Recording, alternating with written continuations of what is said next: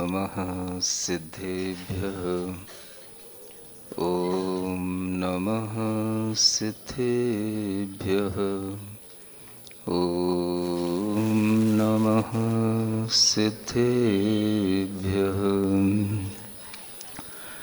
ओकारं बिन्दुसंयुक्तं नित्यं ध्यायन्ति योगिनः। कामदं मोक्षदं चैव ओंकाराय नमो नमः। अरहमित्यक्षरं ब्रह्म वाचकं परमेष्ठिनः। सिद्धचक्रस्य सद्बीजं सर्वतः प्रणमाम्यहम्। देवादिदेव आदिम तीर्थंकर श्री ऋषभनाथ भगवान की, देवादिदेव श्री शांतिनाथ भगवान की जय हो। देवादिदेव श्री पार्श्वनाथ भगवान की जय हो। वर्तमान शासन नायक श्री वर्धमान महावीर भगवान की जय हो। परम पूज्य आचार्य गुरुवर श्री विद्यासागर जी महाराज की जय हो। अरे हम ध्यान युक्त तो परम पूज्य ब्रह्म सागर जी महाराज की, समस्त मुनि संघ की नमोस्तु। भगवान शांतिनाथ की स्तुति विधान का ये मंगल वातावरण, जिसमें आप लोग भगवान की जहाँ एक ओर पूजा कर रहे हैं, वहीं इस जगत में अनेक जीव अपने अपने तरह से धर्म आराधना करते हुए अपना आत्म कल्याण भी कर रहे हैं। जब भी हम कभी भगवान की स्तुति करते हैं, पूजा विधान करते हैं, तो आचार्यों ने कहा है कि इस तरह के पूजा विधान करने से जगत में शांति का वातावरण रहता है। जीवों के पाप कर्मों की शांति होती है, तो वातावरण की मंगलता के साथ में हमें धर्म ध्यान करने की सुविधाएं आगे भी मिलती रहती हैं। जब हम तीर्थंकरों की बात करते हैं तो हमें यह भी देखने को मिलता है कि सभी तीर्थंकरों का जन्म लगभग उत्तर भारत की ओर हुआ, उत्तर प्रदेश में हुआ। और जब हम मोक्ष जाने की बात करते हैं तो हमें सभी दिशाओं से तीर्थंकरों की मोक्ष स्थलियाँ मिलती हैं। और जब हम आचार्यों की बात करते हैं, प्रभावक मनीषियों की बात करते हैं, तो हमें बहुत कुछ दक्षिण भारत से वह विभूतियाँ मिलती हैं जिनके माध्यम से इस धर्म की प्रभावना युगों युगों तक होती आई है और होती रहेगी। कल एक समाचार मिला, दक्षिण भारत में रहने वाले भट्टारक श्री चारू कीर्ति का, जिनका एक आकस्मिक एक निधन हुआ। और उन्होंने अपने जीवन में जो कुछ भी अर्जित किया, वह अर्जन तो उनके साथ गया ही, लेकिन कुछ ऐसे व्यक्तित्व भी होते हैं जिनकी प्रशंसा हर धर्म का व्यक्ति, हर पंथ का व्यक्ति, समाज का हर व्यक्ति करता है। ऐसे ही उनका एक प्रशंसनीय व्यक्तित्व था चारू कीर्ति भट्टारक। आप लोग इधर उत्तर भारत में रहते हैं, आपका परिचय उनसे नहीं हो सकता या नहीं भी हुआ हो, लेकिन जहां कहीं पर भी कोई भी धर्म की किसी भी तरह से स्थिति को बनाए रखते हैं या धर्म की वृद्धि में किसी भी तरह से कारण बनते हैं, वह उन बड़े लोगों के द्वारा जानने में आते हैं और देखने में आते हैं कि कहां पर कौन किस तरह से धर्म की प्रभावना और धर्म की स्थिति को दृढ़ बनाए हुए। दक्षिण भारत के अंदर आप देखते हैं, जहां श्रवणबेल गोला में भगवान बाहुबली की उत्तुंग प्रतिमा है, और वहां पर हर 12 वर्ष में एक बहुत बड़ा कार्यक्रम होता है और वो कार्यक्रम विश्व स्तरीय कार्यक्रम होता है। उस कार्य को बहुत अच्छे ढंग से संयोजना करने में और वहां की जो सरकार है उस सरकार को भी अपने हाथ में लेकर के पूरे विश्व स्तरीय कार्य कराने में एक ऐसा व्यक्तित्व जो पिछले कई बारों से पिछले 12 साल में, फिर उसके बाद 12 साल में, ऐसे कई बार जिन्होंने महामस्तकाभिषेक कराने का अनुभव प्राप्त था और पिछली बार का जो महामस्तकाभिषेक हुआ वह भी बहुत चर्चा का विषय रहा।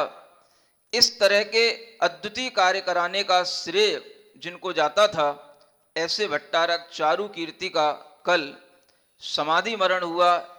किसी का कहना है हृदय गति रुकने से कुछ आकस्मिक निधन हुआ। जो भी हुआ हो, उन आत्मा के लिए यह तो निश्चित है कि वह आत्मा जो धर्म की स्थिति को दृढ़ बनाए रखने के लिए बहुत ही हमेशा प्रयत्नशील रहते थे, इसके साथ साथ उनका मनोभाव हमेशा आचार्य गुरुदेव से जुड़ा रहता था। वो आचार्य गुरुदेव के पास भी आए थे और उनका ऐसा भाव हमने सुना था कि भले ही 12 वर्ष में ये एक बार महामस्तकाभिषेक होता हो, लेकिन उनका कहना था आचार्य गुरुदेव जब आ जाएंगे तभी हम यहां पर महामस्तकाभिषेक संपन्न करा देंगे। ऐसा उनका आचार्य गुरुदेव के प्रति हमेशा एक बहुत ही समर्पण का भाव रहता था और वो हमेशा विचार करते थे कि आचार्य श्री को एक बार इधर जरूर आना चाहिए, एक बार हम उनको यहां देखना चाहते हैं, एक बार हम उनके सामने यहां महामस्तकाभिषेक कराना चाहते हैं। और उनकी यह भावना उनके मन में ही रह गई। गुरुदेव वहां तक नहीं पहुंच पाए, लेकिन इतना अवश्य है कि अगर उन्होंने इस तरह की अपने अंतरंग में भावना संजोई है और इस भावना के परिणाम से उन्होंने गुरुदेव के प्रति हमेशा अपना समर्पण का भाव रखा है, तो उन्हें गुरुदेव का आशीर्वाद भरपूर मिला है और उसी आशीर्वाद के कारण से उनका परलोक भी बहुत ही सुंदर, आनंदमय और स्वर्ग में भी बहुत ही सुख देने वाला होगा। उनके लिए यह सुनने में आता था कि वह बहुत दूर हैं, लेकिन हमारा भी ग्रंथों के माध्यम से, साहित्य के माध्यम से उनके पास में जब हमारे ग्रंथ पहुंचते थे, बात होती थी, तो बड़े प्रसन्न होते थे। एक बार उन्होंने चंद्रगुप्त मौर्य, एक कृति है, उस कृति को बुलाया था कि हमें एक कृति चाहिए और इसके माध्यम से उन्हें बहुत अच्छा लगा कि पहली बार किसी ने सम्राट चंद्रगुप्त के ऊपर कुछ लिखा है। साहित्य का उन्हें बड़ा अनुभव भी था और साहित्य का उन्हें इस तरह का एक प्रेम भाव भी था कि वो हमेशा अच्छे साहित्य को देखा करते, अच्छे लोगों को देखा करते और कभी भी कोई भी पंथ हो, हर पंथ के व्यक्ति का आदर करना अगर कोई सीखना चाहता था तो वह भट्टारक चारू कीर्ति का नाम लेता था। ऐसे कभी कभी जब व्यक्तित्व की हानि हो जाती है, इस भूतल से उनका अभाव हो जाता है, तो आप भले ही यहां पर कुछ भी सोचते हो, लेकिन अनेक मनुष्यों को, मुनियों को भी यह विचार करने में आता है कि आगे धर्म की स्थिति को बनाए रखने के लिए ऐसे व्यक्तित्व का आना बहुत जरूरी होता है और ऐसे व्यक्तित्व के चले जाने पर सभी के लिए यह मन में भाव आता है कि इस धरा पर हमेशा धार्मिक राजा हो, पुण्यशाली व्यक्ति हो, जिनके माध्यम से इस धरा पर हमेशा धर्म की प्रभावना होती रहे।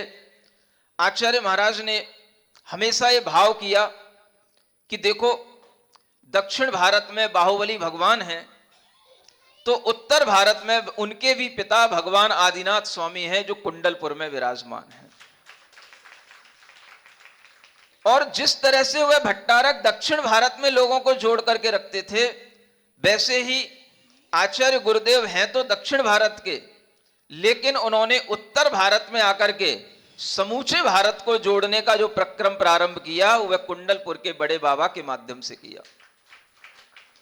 आज जब हमारे समक्ष इस तरह से धर्म प्रभावक लोग होते हैं, तो हमारे मन में अपने आप ये भाव आता है कि धर्म प्रभावना की यह सुदृढ़ स्थिति निरंतर बनी रहे। और यह स्थिति तभी बनी रह सकती है जब सभी साधक, सभी साधिकाएं, सभी श्रावक, सभी श्राविकाएं इस तरह के भावनाएं करते रहें, इस तरह के कार्य करते रहें जिसके कारण से हमारी भावनाओं से मंगल कार्य आगे बढ़ते रहें। आप देख रहे हैं अभी अमरकंटक में आचार्य गुरुदेव विराजमान हैं और वहां पर एक पंच कल्याणक महोत्सव होने जा रहा है, सबको ज्ञान में है। और उस पंच कल्याणक महोत्सव की शुरुआत के लिए पात्र चयन का कार्यक्रम हुआ था। वो कार्यक्रम कब हुआ? 22 तारीख को हुआ। तिथि के हिसाब से उस दिन चैत्र शुक्ल एकम थी और आपने उसी दिन यहां पर शांति विधान का प्रारंभ किया, आरोपण किया। शांति विधान यहां चल रहा है। कल आपसे कह रहा था कि आचार्य महाराज का शांतिनाथ भगवान के प्रति भी बहुत बड़ा अनुराग का भाव रहता है। उनके गुणों में भी अनुराग करने का भाव उनके अंदर रहता है और वह हमेशा शांतिनाथ भगवान को भी स्मरण किया करते हैं। कई बार जब किसी के लिए कोई प्रायश्चित लेना होता है, कहीं पर किसी भी प्रकार के कोई उपद्रव हो रहे होते हैं, शांति की भावना करनी होती है, तो आचार्य महाराज कहते हैं शांति विधान करो। शांति विधान के माध्यम से आपने अगर कभी कोई इस तरह का कोई आपसे पाप भी हो गया हो, जो पाप आप नहीं चाहते थे, तो उसके पापों का प्रायश्चित हो जाएगा। एक बार जब मैं दिल्ली में था और वहां पर एक स्थान पर पंच कल्याणक होना था, वो दिल्ली में नया स्थान बना था और वह स्थान वर्षा योग जो दिल्ली में हुआ था उसी के उपलक्ष्य में वो स्थान बना था, जिसका नाम रखा गया अरहम विद्यानिलय। वहां पर पंच कल्याणक होना था, मूल नायक की स्थापना होनी थी। लोगों के मन में विचार था कि यहां पर मूल नायक भगवान कौन से होने चाहिए। कोई कह रहा था मुनि सुब्रतनाथ भगवान को मूल नायक बनाना है महाराज, कोई कह रहा था पार्श्वनाथ भगवान को बनाना है, कोई कह रहा था आदिनाथ भगवान को बनाना है। हमने सोचा इन सब लोगों के झंझट में क्या पड़ना, अपन आचार्य गुरुदेव से पूछवाते हैं, उन्हीं के मन से समझते हैं। और उन श्रावकों से कहा कि देखो, आपकी प्रार्थना अलग अलग हो सकती है, लेकिन हम सभी को आचार्य गुरुदेव की भावना को मानना है और हम यह आचार्य गुरुदेव के पास पत्र देकर के यह वहां से समाचार प्राप्त करेंगे कि आचार्य गुरुदेव जिनके लिए कहेंगे वही यहां पर मूल नायक भगवान बनेंगे। लोग गए, निवेदन किया, आचार्य महाराज से प्रार्थना की और उस प्रार्थना के उपरांत आचार्य महाराज ने वहां पर उन सभी लोगों के सामने ये घोषणा की कि आपके दिल्ली में मूल नायक भगवान श्री 1008 शांतिनाथ भगवान होना चाहिए। तब मुझे लगा कि आचार्य महाराज के अंदर शांतिनाथ भगवान के प्रति भी भक्ति का भाव है। और वह भक्ति का भाव क्यों नहीं होगा? अगर आप देखें तो आचार्य महाराज के घर में ही एक उनके भाई थे जिनका नाम था शांति कुमार, शांतिनाथ बोलते हैं उधर, भगवान के नाम पर ही उनका नाम था। आज वह निर्यापक मुनि श्री समय सागर जी महाराज के नाम से जाने जाते हैं। और वह समय सागर जी महाराज, देखा जाए मुझे ऐसा लगता है अंतरंग में आचार्य महाराज का उनसे भी बड़ा प्रेम भाव है। एक बार की बात मुझे याद आती है, ये बात है अकलतरा की।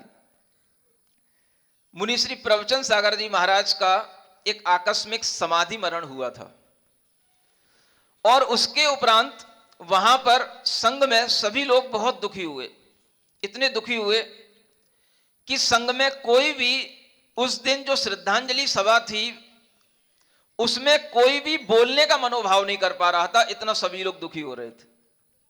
बड़े महाराजों ने आपस में संघ में निर्णय लिया कि आज सभा में कौन बोलेगा। तो उसमें 3 नाम आए। एक नाम था मुनि श्री समय सागर जी महाराज का, एक नाम था मुनि श्री विनीत सागर जी महाराज का, और तीसरा नाम अपना भी था। अब वहां पर तीनों मुनि महाराज के प्रवचन हुए और प्रवचन आचार्य महाराज के समक्ष हुए और तीनों मुनि महाराज ने बोला। उस समय पर बोलते बोलते भी कंठ अवरुद्ध होने जैसी स्थिति बन रही थी, लेकिन संघ में सभी मुनि महाराजों ने यही सोच करके कि ये 3 लोग अच्छे से बोल पाएंगे, इन 3 लोगों को सामने रखा और उस समय पर प्रवचन हुए। प्रवचन सभी ने अपनी विनय भावना अर्पित करके किए और प्रवचन के उपरांत जब वहां स्टेज से नीचे उतरते हैं तो आचार्य महाराज के साथ में उन्हीं के साथ नीचे उतर रहे थे। तो आचार्य श्री कहते हैं, समय सागर जी भी बहुत अच्छा बोलते हैं।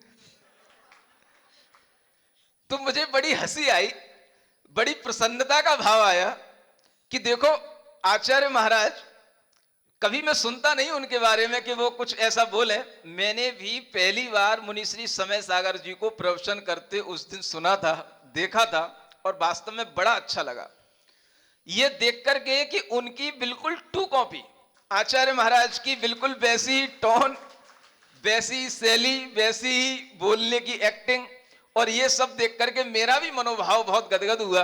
और फिर हमने यही बात मुनिश्री को जाकर के बताई, समय सागर जी महाराज को। मैंने कहा, महाराज जी आज आचार्य श्री बड़े प्रसन्न हो रहे थे। क्या हो गया? कह रहे थे महाराज बहुत अच्छा प्रवचन करते हैं। हाँ ठीक है। ऐसा कहकर के उन्होंने अपनी प्रसन्नता भीतर से तो व्यक्त की, लेकिन वह हमें बताना नहीं चाह रहे थे कि हम उनकी प्रसन्नता से कोई बहुत ज्यादा फूल रहे हो। लेकिन मुझे लगा कि वास्तव में आचार्य महाराज सभी को प्रसन्न करना जानते हैं और सभी के गुणों में अनुराग उनके अंदर रहता है। ऐसी भावना देख करके हमें समझ में आता है कि आचार्य महाराज के अंदर शांति कुमार से भी अनुराग है और शांतिनाथ भगवान से भी अनुराग है। आज आप लोगों के लिए यह शैपुरा में शांतिनाथ विधान शुरू हुआ। जब कोई संयोग आकस्मिक बन जाते हैं तो मैं समझता हूं कि वो संयोग कुछ ना कुछ अच्छे निर्देश देने वाले होते हैं। जिस दिन अमरकंटक में पात्र का चयन हो रहा है, आज उसी दिन आप जो है भगवान शांतिनाथ के विधान का आरोपण किए हो। सुन रहे हो सेपरा वालों? राशि भी शापर है आपकी। पार्श्वनाथ भगवान के प्रेम में शांतिनाथ भगवान को भूल मत जाना। पार्श्वनाथ भगवान की भी भक्ति करना और शांतिनाथ भगवान के प्रति भी उतना ही आदर का भाव रखना। जैसा समय हो रहा है और जैसी आप लोगों की मनोदशा बन रही है, इस मनोदशा को देख करके मुझे एक भाव आ रहा है। आप कहो तो कह दूं, मुझे इससे तो कोई फर्क पड़ता नहीं कि आप मानो या ना मानो, मेरा काम तो कहने का होता है। तो मेरा ये मनोभाव हो रहा है कि अगर भगवान शांतिनाथ की आराधना के साथ में हम यह पंच कल्याणक जो आचार्य महाराज के माध्यम से हो रहा है, उसकी हमने पात्र चयन की विधि प्रारंभ की है और आज आचार्य महाराज के हाथों में एक पत्र पहुंचेगा। उस पत्र में मैंने लिखा है कि यह पंच कल्याणक जो अमरकंटक में होने जा रहा है वह इस धरा पर मंगलमयी हो, ऐसी मेरी भावना है। और इसी मंगल भावना के लिए अगर देखा जाए तो एक कार्य हो सकता है कि जब तक वहां अमरकंटक में पंच कल्याणक चले, यहां पर शांतिनाथ भगवान की आराधना निरंतर होती रहे। यह शांतिनाथ भगवान की आराधना के साथ में वह पंच कल्याणक पूरा मंगलमय हो, आचार्य महाराज का स्वास्थ्य उत्तम रहे और किसी भी प्रकार का वहां पर मौसम आदि के माध्यम से आचार्य महाराज के स्वास्थ्य पर कोई प्रतिकूल असर ना आए। इस तरह की मंगल भावना के साथ में यह शांतिनाथ विधान तब तक चलेगा जब तक कि वहां पर पंच कल्याणक चलता रहेगा। ऐसी मेरी भावना है। बताओ करना चाहोगे कि नहीं? कब तक चलेगा पंच कल्याणक है? 1 तारीख तक। तो फिर आपको ये विधान भी 1 तारीख तक निरंतर करते रहना पड़ेगा। कोई बात नहीं, चलेगा।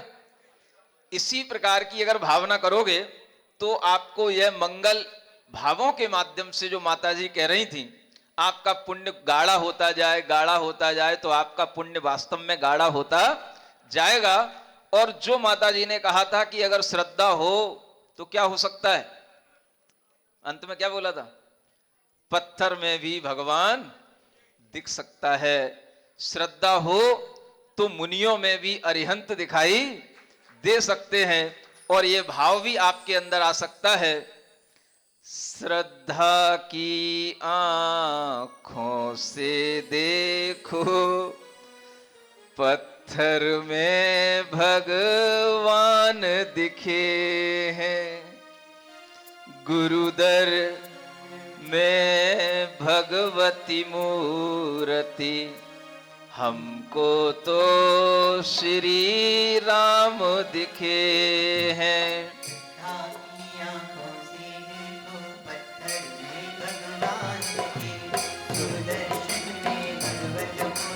हमको तो श्री राम बाट जोहते बीती उमरिया, नैना सूखे टूटी कमरिया। बाट जोहते कुटिया में वो जब आएंगे, मीठे बेर उन्हें भाएंगे। कुटिया में वो आएंगे, मीठे बेर उन्हें भाएंगे। पूर्ण हुई जब कठिन परीक्षा, पूर्ण हुई जब कठिन परीक्षा, तब सबरी को राम दिखे हैं, तब सबरी को राम दिखे।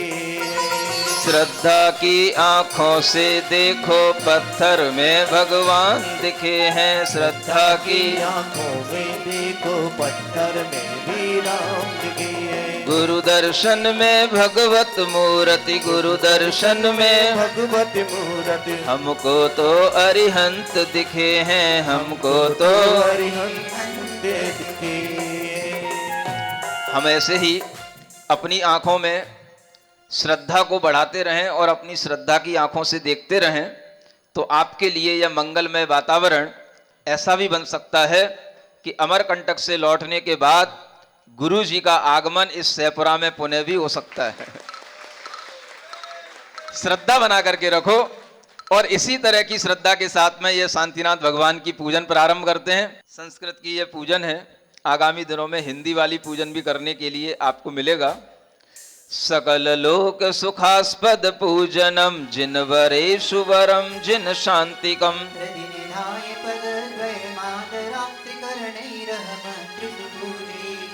ओम ह्रीम रम जगत शांति कराय श्री शांतिनाथ जिनेन्द्र। ओम ह्रीम रम जगत शांति कराय श्री शांतिनाथ जिनेन्द्र। ओम ह्रीम रम जगत शांति कराय श्री शांतिनाथ जिनेन्द्र। जनन रोग जरा मृति नाशिनी, जिन वरार्चन मंगल पद्धति।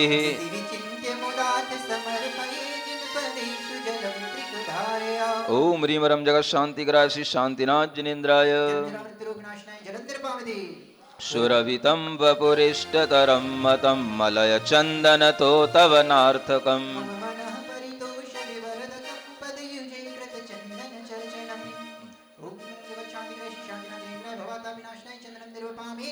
प्रवर सौख्य करीम विनश्वरीम, अभिलषेत पदवीं भुवि तावकीम्।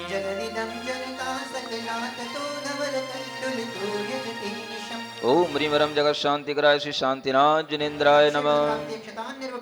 विरतये मकर ध्वज रूपता, तव नृणाम अपहन्ति तु कामताम्।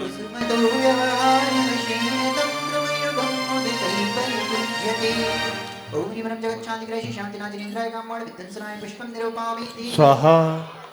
बोलो बोलो। सरस पौष्टिक मिष्ट सुगंधितै रुचिर रुचिकरैश्चरुभिर्नहि रागता तव कृते विभावे विराजता मनसि नस्ति च तैपदपूजा ओम निवारण जगत शांति कराशी शांति नाथ जिनेन्द्र क्षुधा रोग विनाश ने विदम न बांधी स्वाहा परम केवल बोध विवस्वता ज्वलित मंतरि में नहीं पात्रता इति मतावदाय सुदीपतै पद समीप मत तव पूजनम् ओम ह्रीमरम जगत शांति कराशी शांतिनाथ जिनेन्द्र मोहान कर विनाश थाय दीपम निर्पामिति स्वाहा विविधमूल समुत्तर कर्मणां विगतये पुरुषार्थविधिर्नमे तदनुयामि च पूजयितुं मुदा सुचरणे निकुशावररूपतः ओम ह्रीमरम जगत शांति कराशी शांतिनाथ जिनेन्द्राय नमः अष्टकर्म दयनाय धूपम निर्पामिति स्वाहा सकल कर्म फलं तु विशायते निज गुणे रमणं महिमायते कर फलं प्रविहाय च मूर्तितं चरणयो शिव सौख्यफलं भजे ओम ह्रीमरम जगत शांति कराशी शांतिनाथ जिनेन्द्राय नमः मोक्ष फल प्राप्त फलम निर्पामिति स्वाहा चंदन गंध सिताशितै कुसुम चारु चरण प्रतिदीपतै कजल धूप कलाड़ निर्मितै तदयु 25वें नंबर का अर्घ है। देहे स्वयं यदि सुतिष्ठति कामदेवो देहस्य तस्य शुभता कमनीयता वा। सौरभ सुधा रमणीयतापि शक्रोऽपि किं जगति वर्णयुतं समर्थः कामदेव ही स्वयं पधारा जिनके तन में आकर के उस शरीर की शुभता गाया सुंदरता के आकर के परवांछित सौंदर्य सुरभि का अमृत जो रमणीय बना उसका वर्णन करने जग में नहीं शक्र भी शक्य बना। ओम ह्रीमरम जगत शांति कराशी शांतिनाथाय नमः कामदेव सौंदर्य धार का अर्घम निर्पामिति स्वाहा भगवान कितनी पदवी के धारक थे? एक शांतिनाथ, कुंथुनाथ और अरनाथ, यह 3 भगवान ऐसे हैं जो 3-3 पदवियों के धारक थे, जो तीर्थंकर भी थे, कामदेव भी थे और चक्रवर्ती भी थे। उसी का वर्णन इस काव्य नंबर 26 में है। तीर्थंकरः सकल भूमिपतिर्नराद्यो यह कामदेव पदवी सहितो महात्मा। कैवल्य दृच पदवी त्रयधारकः सा श्री शांतिरेव समये स चतुर्थ के वै तीर्थंकर भी चक्रीधर भी कामदेव पदवीधारी मन जो मेवा प्रथम बने हैं तीन तीन पद अवतारी कथा प्राप्त बने महात्मा जो जिन्हें उन श्रेष्ठों में श्रेष्ठ जिनेश्वर नाम शांति ही नान है।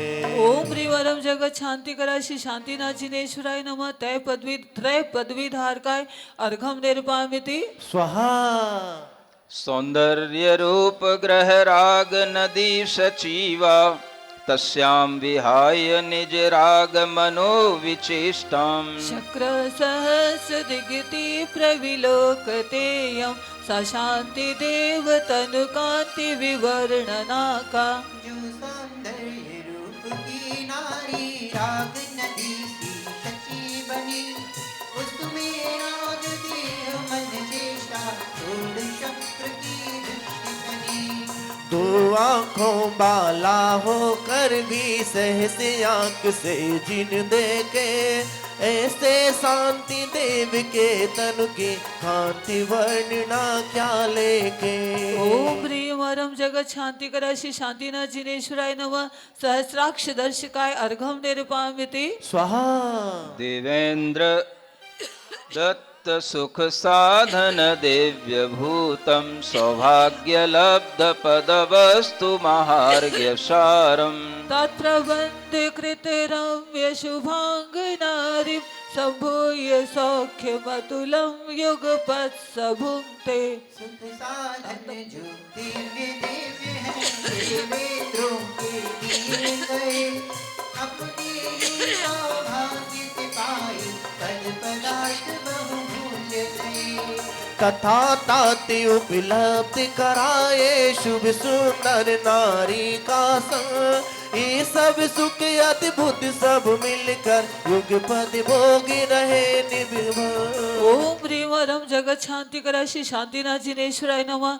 बहुमूल्य वैभव सेविताय अर्घम निरुपामिति स्वाहा। श्री शांतिनाथ चरितं हृदये विभाव्य य सम्मुखं भवति तन्मुख वीक्षणेन। पूजा विधान अवलंब्य समेति कालम तस्यायुषः प्रतिफलं सफलं च जन्म। श्री जिन शांतिनाथ का चरित हृदय कमल में भावित कर सम्मुख होता भवि जीव जो तब मुख नयनों से तत्पर। पूजा और विधान रचा कर काल बिताता नरभव का सफल हो रहा प्रतिपल उसका जन्म तथा क्षण आयु का। ओम ह्रीम वरम जगत शांति करा श्री शांतिनाथ जिनेश्वराय नमः। निर्मल चारित्र धारकाय अर्घम निरुपामिति स्वाहा। पूजा और विधान रचाकर काल बिताता नरभव का सफल हो रहा प्रतिपल उसका जन्म तथा क्षण आयु का। जब तक आप ये शांतिनाथ भगवान की इस तरह की पूजा विधान करते रहेंगे, ये समझ के चलना कि हमारी आयु का हर क्षण सफल है और हमारा इस धरती पर जीना भी सार्थक है। इस तरह की मनोभावनाओं के साथ में यह विधान आपको आगे तक भी करते रहना है। लक्षैक वर्ष परिमाण चिरायुरस्य पृथुंगतादश्चतुर्गुणितांग चापः। राजा सहस्र सुसमासः पंचविंश काल प्रमाण विगते तो कुमार काले। देखिए कितनी आयु थी भगवान शांतिनाथ की। पूरा जो आप ये विधान पढ़ेंगे इसमें आपको भगवान के सारे गुणों का ज्ञान होगा, उनके चरित्र संबंधी बातों का ज्ञान होगा और वह किस तरह से तीर्थंकर चक्रवर्ती आदि की विभूतियों को प्राप्त थे, वह सब आपको इस विधान के माध्यम से एक स्वाध्याय के रूप में आपके लिए यह ज्ञान होता चला जाता है। 1,00,000 वर्ष की उनकी आयु थी। कितनी? बोलो अपने मुंह से। और उनकी जो धनुष कितनी ऊंची देह थी,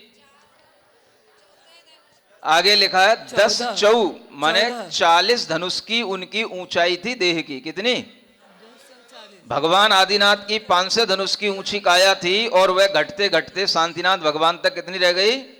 40 धनुष की। ऐसा ध्यान में रखते हुए भगवान की भक्ति करना है। हाँ, 1,00,000 परिमाण वर्ष की दीर्घ आयु की जो स्वामी 10 चौ धनुष देह है ऊंची बनी हुए हैं जो नामी।